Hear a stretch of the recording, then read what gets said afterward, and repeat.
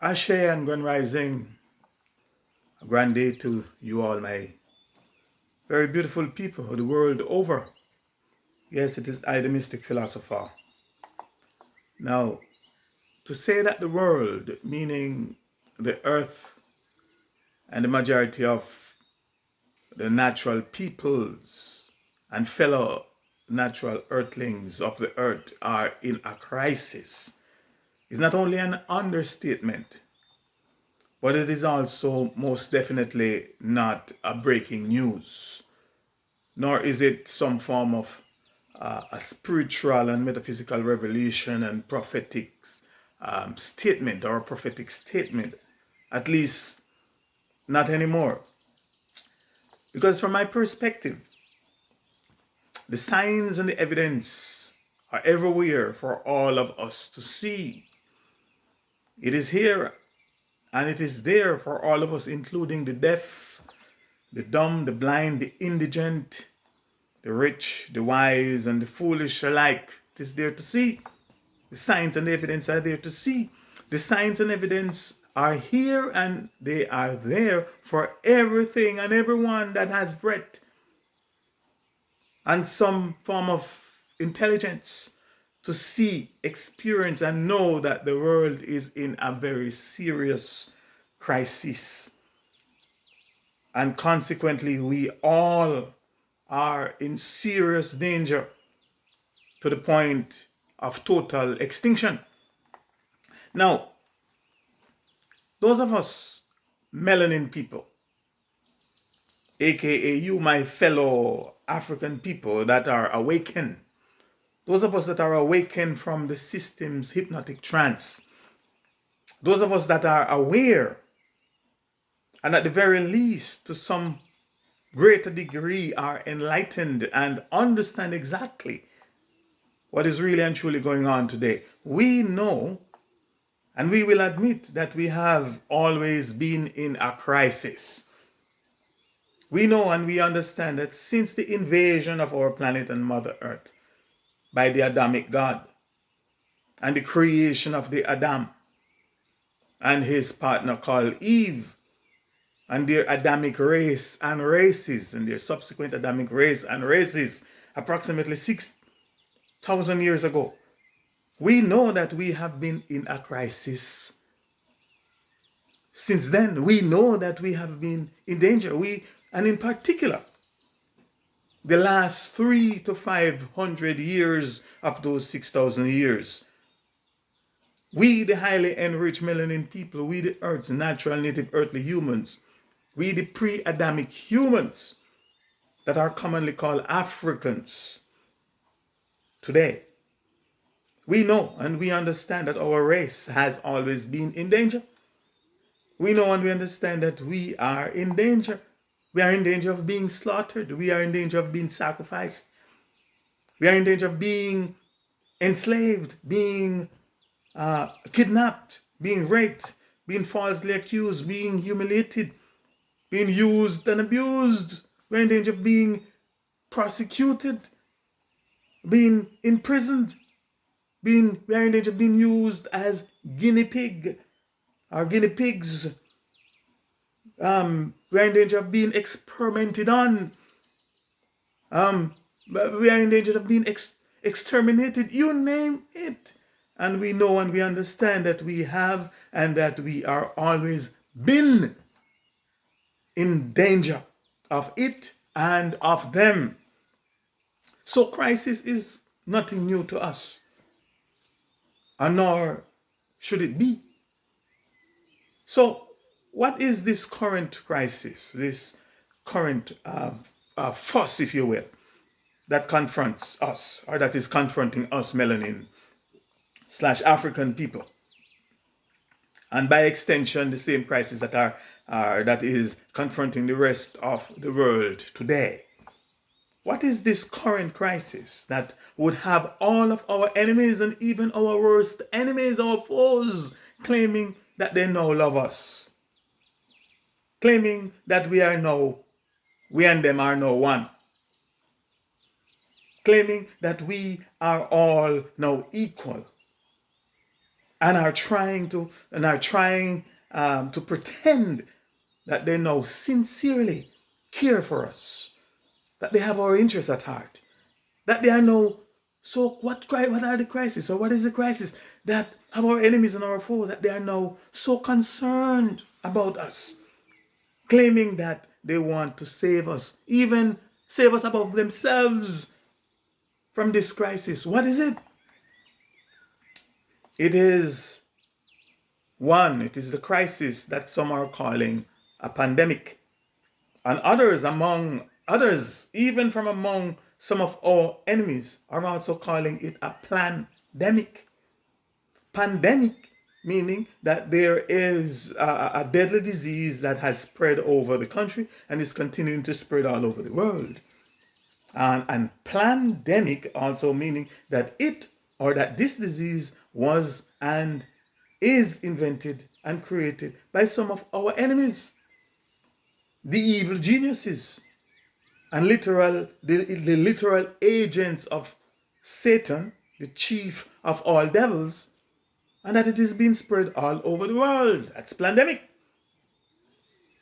It is also called the COVID-19 pandemic and the COVID-19 plandemic. Now, to express the predicament that I honestly think that we Melanin/African people are in as it relates to this immediate crisis, and at this time in our journey for survival, I would like to borrow and read and use as an allegory a bedtime story from one of my children's bedtime storybook. One I used to read to them when they were kids, actually, or when they were children, actually. And the name of the bedtime story, this is the book. Yeah. And the name of the bedtime story is The Gingerbread Man. Now let's begin. Once upon a time, a little old man was married to a little old woman. And they lived in a little old house. They never had any children, and they were very lonely. One day the little old woman said, "I will bake a gingerbread man. Then we will have a little boy to call our own." The woman went into her kitchen and mixed flour, butter, milk, ginger, and cinnamon to make dough. Then she rolled it flat with her rolling pin. She cut out the shape of a boy, gave him raisins for his eyes and a smiling mouth of pink frosting. When the gingerbread was all baked, the old woman opened the oven door. To her surprise, the gingerbread man jumped out. He hopped down from the baking pan and ran across the kitchen floor. He ran past the little old lady. Then he ran past the little old man and ran right out the front door of the little old house. The little old woman and the little old man and the little old woman chased him out the door. They ran as fast as they could, but the gingerbread man ran faster. He looked over his shoulder, laughing and shouting, "Run, run as fast as you can. You can't catch me. I'm the gingerbread man." And the old man and woman could not catch him. The gingerbread man ran and until he met a cow. The cow said to him, "Stop, gingerbread man. I want to eat you." But the gingerbread man said, "I've run away from a little old woman and a little old man, and I can't run away from you. I can." The gingerbread man ran fast and faster as the cow began to chase him. As he ran, he looked over his shoulder, laughing and shouting, "Run, run as fast as you can. You can't catch me. I'm the gingerbread man." And the cow could not catch him. The gingerbread man ran on until he met a horse. "Stop, little boy," said the hungry horse. "You look good enough to eat." But the gingerbread man said, "I've run away from a little old woman, a little old man, and a cow, and I can run away from you. I can." And the horse began to chase him. The gingerbread man ran fast and faster. He looked over his shoulder, laughing and shouting, "Run, run as fast as you can. You can't catch me. I'm the gingerbread man." And the horse could not catch him. The gingerbread man ran on and until he came to some farmers working in the field or in a field. Stop, little boy, they said. We want to eat you. The gingerbread man said, I've run away from a little old woman, a little old man, a cow, a horse, and I can run away from you. I can. And the farmers chased him. The gingerbread man ran fast and faster. He looked over his shoulder, laughing and shouting, run, run as fast as you can. You can't catch me. I'm the gingerbread man. The gingerbread man ran until he came to a small village, and all the people of the village watched as the little gingerbread man ran through their streets. Even though nobody in the village chased him, the gingerbread man shouted at them as he ran through town. He said, I've run away from a little old woman, a little old man, a cow, a horse, and 3 farmers, and I can run away from you. I can. As the people watched the gingerbread man laugh and shouted, run, run as fast as you can't catch me, I'm the gingerbread man. Over the next hill, the gingerbread man ran past a fox. The clever old fox also wanted to eat the gingerbread man, but he was too sly to say so. Instead, the fox said, I'll run along with you wherever you are going. But again, the gingerbread man ran fast and faster. He called, I've run away from a little old woman, a little old man, a cow, a horse, and 3 farmers, and I can run away from you. I can. The gingerbread man laughed and shouted, run, run as fast as you can't catch me, I'm the gingerbread man. So the gingerbread man came to a river. He knew he could never swim across the wide river, but he wanted to keep running away from the little old lady, the little old man, the little old woman, the little old man, the little old woman, and the cow, and the horse, and the farmers that were chasing him, or who were chasing him. The fox said, jump on my tail, and I will take you across the river. So he jumped on the fox's tail, and the fox swam into the water, just as the little old man and the little old woman, the cow, the horse, and the 3 farmers reached the bank of the river. Once they were in the river, the fox said, you better move to my back, or you might fall off in this deep water. A little further on, the fox said, you might get wet, so you better come sit on my shoulder. The gingerbread man sat on the fox's shoulder. When they were almost to the other side of the river, the fox said to the gingerbread man, this is the deepest water yet. You better climb onto my head. So then the gingerbread man climbed from the fox's shoulder onto his head. Finally, the fox said, I'm getting tired. Would you please jump on my nose? As soon as they reached shore, snap! The fox ate the gingerbread man in one bite. Unquote. From my perspective, my people, the gingerbread man here represents us Africans, us melanin people. The little old woman, aka his baker, and the little old man, her husband, represent our African ancestors. They represent our original roots and our original culture. Their only goal, our ancestors' only goal, mission, and intention is for us being here, and their only goal, mission, and intention is for us being here, were, and are to love us, to take care of us, to protect and to provide for us, to defend us, and to keep us safe, etc. Meanwhile, the cow, the horse, the 3 farmers, and of course the very sly old fox represent all of our enemies. They all want to do us one thing, and the same one thing of us, and that is to eat us, aka to exterminate us, to turn us into waste. Note that the only 2 people that gave chase but did not want or intend to eat the gingerbread man or to do him any harm, were the little old woman and her husband, the little old man. Thus, this is hereby telling us that as a people, we have no friends. All our so-called friends have ulterior motives. No one wants us alive. We only have enemies. Everyone else wants us, or rather want to use us and screw us over. Don't be deceived. Everyone want to eat us and to exterminate us, full stop. Everyone, no care who they may be or appear to be. And to think or believe otherwise is to be like the Gingerbread Man, not wise, running into the arms of our enemies and their gods, etc., etc. It is not wise.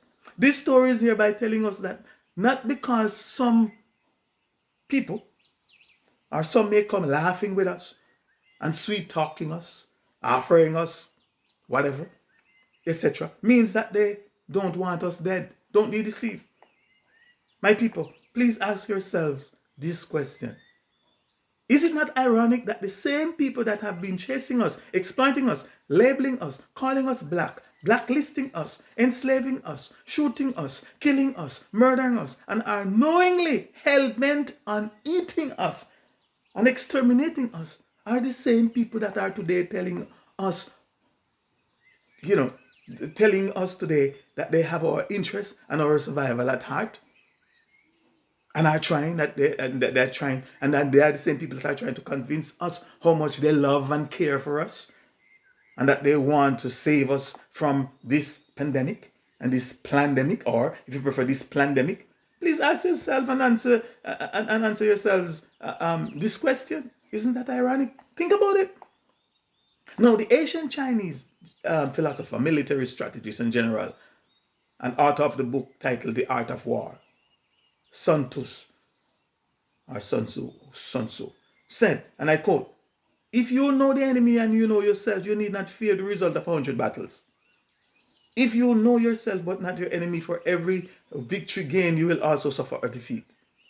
And if you know neither the enemy nor yourself, you will succumb to every battle," unquote. Think about that. According to the said Adamic race history and holy book, this commonly known as the Christian Holy Bible, an ancient Israelite prophet called Jeremiah asks and answer the following question, and I quote, "Can an Ethiopian change his skin, or a leopard his spots?" And he continues, said, "Neither can you do good who are accustomed to doing evil," unquote. The enemies can't change. Don't be deceived. Our enemies are our enemies, our enemies are our enemies. And my wise old mama would say, "Fool me once, shame on you. Fool me twice, shame on me," unquote. And the final lesson that you take away from all that I've said so far, is that we must stop denying our most honorable African ancestors. We must stop denying our ancestral source and our original roots and culture. We must stop running away from them and who and what we are. For they are the only ones that truly love, respect, and care for us. Our salvation is in them, not in our enemies or in their gods. They are the only ones that mean us good, and the only ones that sincerely wish us well. And they are the only one that can save and protect us from this pandemic and this plandemic and our enemies. So let us please look to them and them alone. I'm running out of time, so I am the Mystic Philosopher. Ashe, Ashe, Ashe, I say.